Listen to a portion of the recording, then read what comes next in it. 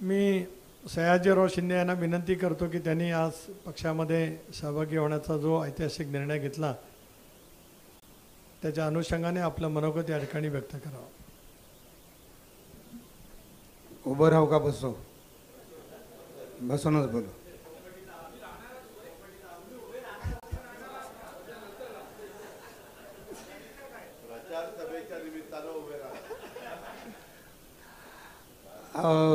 व्यासपीठावरील सगळे मान्यवर, अजून मी नेता झालेलो नाही, पुढारी झालेलो नाही, मला सगळं प्रोटोकॉलप्रमाणे एवढं बोलता येत नाही.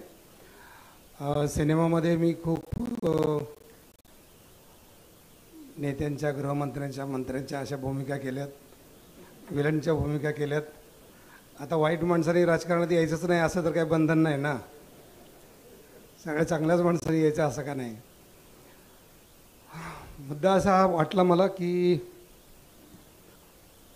मी राजकारणात कधी येईन असं मला वाटलंच नव्हतं, सगळ्यांनाच हा शॉक असेल. पण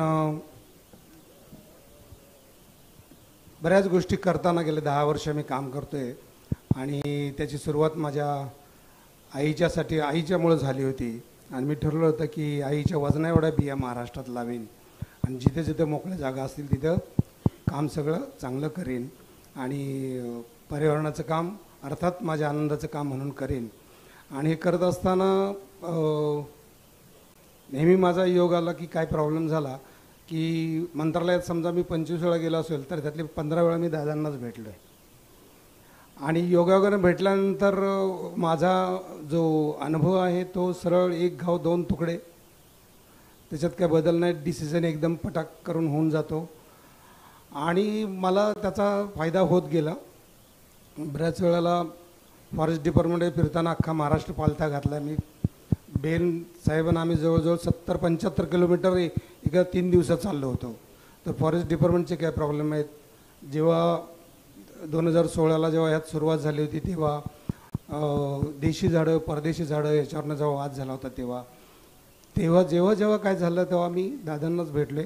दादांना भेटणं म्हणजे पहाटे 6ला भेटा, नाही तर 8ला पुण्याला भेटत, नाही तर 7ला, अशा परिस्थितीत नेहमी भेटणं. पण नेहमी वेळेचं भान ठेवून आणि पटपट डिसिजन घेऊन कामं झाली, त्यामुळे त्याच्याबद्दल नेहमीच मला आदर वाटला. आणि अचानक ह्या 8 दिवसात ठरलं की राजकारणात इकडं घेतलं तर काय होईल. तर मला वाटलं की बरेच प्रश्न बाहेर राहून बोलण्यापेक्षा आज जाऊन सिस्टीममध्ये जाऊनच आपल्याला सोडवायला लागतील आणि जे सुटत नाहीत. आणि त्यात जर दादांसारखा माणूस असेल तर मग काय, राष्ट्रवादी काँग्रेस असेल तर मग काय, तर मला वाटलं का नाही. आणि जेव्हा सहज असं उत्तर येते मनातनं, तर मला कित्येक गेले काही वर्ष मला काही लोकांनी विचारलं होतं, काही पक्षांनी बोलणं झालं होतं, पण माझ्या डोक्यात कधीच असं नव्हतं. पण ह्यावेळेला इन्स्टिंक्टिव्हली आलं की हे काम जास्त चांगलं करू शकतो आपण. महाराष्ट्रात 40 ठिकाणी आपल्या देवराया उभ्या राहत आहेत, 40 डोंगर, पण सगळे सरकारच्याच जागी काम आहेत, कुठेही वैयक्तिक नाही, कुठे काही नाही. पण देशी झाडं, देशी गवतं, देशी वेली आणि मुख्य म्हणजे शाळेच्या मुलांच्या मनात झाड लावणं, त्याच्यासाठी यावर्षी आपण 22 लाख मुलांना बिया वाटल्यात आणि 22 लाख रोपं तयार होतील आणि ती 22 लाखच्या पुढच्या वर्षी 1 करोड होईल. या मला वाटते आत्ता ज्या पद्धतीनं माझा ह्या सगळ्यांशी चर्चा झाल्या, बोलणं झालं, त्याच्यानंतर मला वाटतं की मी पुढच्या वर्षातच ते 1 करोड 2 करोड विद्यार्थ्यांपर्यंत पोहोचेन. आणि जर बरोबर सिस्टीममधनं काम झालं तर वृक्षप्रसाद योजना, जी मी आता परवा आंध्र प्रदेशच्या डेप्युटी CM पवन कल्याणला सुद्धा भेटलो आणि त्यांनीसुद्धा सांगितलं की ही योजना फार चांगली आहे. तर झाडे लावा झाडे जगवा म्हणण्यापेक्षा ती जर भक्तांच्या थ्रू सुरू झाली तर किती भारी काम होईल. तर मला असं वाटतं की सगळ्याच गोष्टी आज बोलत नाही तुमच्याशी, पण मला असं वाटतं की मला काही या पक्षाच्या यांच्या विचारांच्या काही स्ट्रॅटेजीज मला आवडल्यात. की बेसिकली मी नेहमी सांगतो की शेतकरी, farmer is the best creator in the world. जगात शेतकऱ्या एवढा कोणीच क्रिएटिव्ह माणूस, सर्जनशील माणूस नाही की ज्याच्यामुळे माणसं जगतात. बाकीच्या सगळ्या सर्जनशील ज्या कला आहेत त्या कलांनी काही पोट भरत नाही, पण शेतकरी जेव्हा काहीतरी नवीन उगवतो, नवीन निर्माण करतो, त्याने पोट भरतं. आणि त्या शेतकऱ्यांच्या योजनासाठी नेहमीच मला दादांशी आमची जेव्हा तटकरे साहेब जेव्हा चर्चा झाली तेव्हा असं वाटलं की हे चांगले डिसिजन आहेत, चांगले डिसिजन घेत आहेत.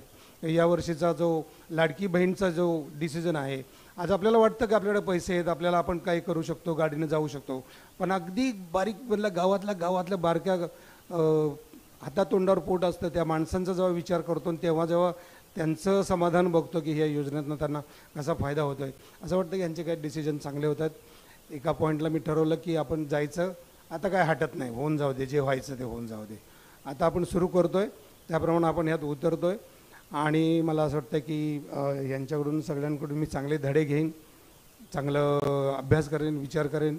राष्ट्रवादी काँग्रेसनं दादा, तुम्ही सगळ्यांनी माझा आदरपूर्वक, मला तुमच्याबद्दल नेहमीच आदर आहे, पण मला हा सन्मान तुम्ही दिला, मला आनंद वाटला. आणि याच्यापुढं फार विचारपूर्वक आणि जी माझ्या डोक्यात जी कामं आहेत, जी व्हायला पाहिजेत, ती पुढच्या 5 वर्षात नक्कीच योग्य पद्धतीने जातील असं मला वाटतंय. आणि बाकी काही स्वार्थ नाही, म्हणजे मला असं काही की हे कमवायचं आणि ते कमवायचं असं काही नाही. माझ्या आयुष्यात सगळं करून झाले, 500-600 फिल्म झाले, जगात सगळं चांगलं नाव आहे. आज जिथं जाईल तिथं आपल्याला आनंद, आपल्याकडे बघितल्यानंतर लोकांना आनंद होतो, याच्यापेक्षा अजून काय पाहिजे आयुष्यात. तर तो आनंद जगभर मला मिळत असतो. पण मला स्पेशली पर्यावरणासंदर्भात महाराष्ट्रातल्या जे तज्ज्ञ लोक आहेत, ज्यांचे नदीचे प्रश्न आहेत, ज्यांचे झाडांचे प्रश्न आहेत, ज्यांच्या आपल्या देशी वेली 10 झाडांची नावं माहीत नाहीत, पानांची नावं माहिती नाहीत, 10 फळांची नावं माहिती नाहीत, 10 गवतांची नावं माहिती नाहीत, असे तज्ज्ञ लोक ज्यांचं इतकं आहे, त्यांचा चेहरा व्हायचा आहे, त्यांचा दौंडीवाला म्हणून मला व्हायचं आहे.